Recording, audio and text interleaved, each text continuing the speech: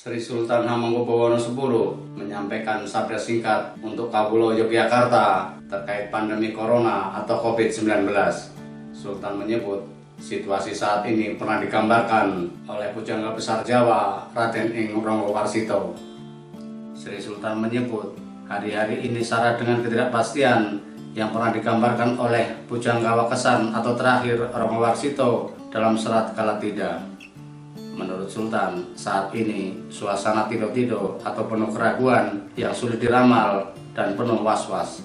Sabda Sultan disampaikan di kantor Gubernur DIY siang tadi. Jika dimaknai secara mendalam, pernyataan Sri Sultan sangat mungkin menyiratkan kemarahan kepada para pemimpin bangsa ini. Sebab inti dari serat Kalatida berupa kegelisahan Ranggawarsita yang lahir di Surakarta tanggal 15 Maret 1802 dan meninggal tanggal 24 Desember 1873 ketika melihat kondisi pemerintahan saat itu. Kalatida juga sering diperumpamakan sebagai zaman edan di mana akal sehat diremehkan sementara baik buruk, benar salah, dan keadilan diabaikan. Dalam syair bait pertama dari 12 bait serat Kalatida, Ranggawarsita menjelaskan mengenai derajat negara yang terlihat suram. Pelaksanaan undang-undang rusak akibat tidak adanya teladan dari para pembuatnya. Padahal orang-orang di pemerintahan adalah orang-orang terpilih dan pada mulanya bercita-cita ingin mensejahterakan rakyat kecil.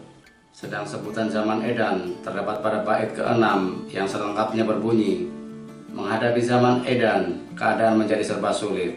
Turut serta edan tidak tahan, apabila tidak turut serta melakukan, tidak mendapat bagian, dan akhirnya menderita kelaparan. Lalu siapa yang tengah disinggung Sri Sultan? Suasana seperti apa yang disebut penuh keraguan-raguan? Pandemi virus corona yang melanda hampir seluruh wilayah Indonesia memang semakin mencemaskan. Status kejadian luar biasa atau KLB dan juga tanggap darurat yang diterapkan sejumlah pemerintahan daerah belum dapat menjawab persoalan. Demikian juga penerapan pembatasan sosial dari mulai penutupan sekolah, tempat kerja, tempat wisata hingga tempat beribadah belum berhasil melokalisir sebaran virus yang bermula di Wuhan, Cina tersebut. Bahkan sejak pertama kali diumumkan tanggal 2 Maret lalu oleh Presiden Joko Widodo, kini jumlah orang yang positif terpapar virus corona sampai Senin 23 Maret 2020 telah mencapai 579 orang. Di mana 30 orang dinyatakan sembuh, sedang 49 lainnya meninggal dunia.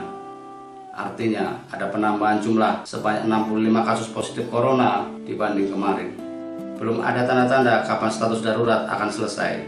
Desakan penutupan wilayah atau lockdown terus menggema. Namun Presiden Jokowi telah menegaskan tidak akan melakukan lockdown.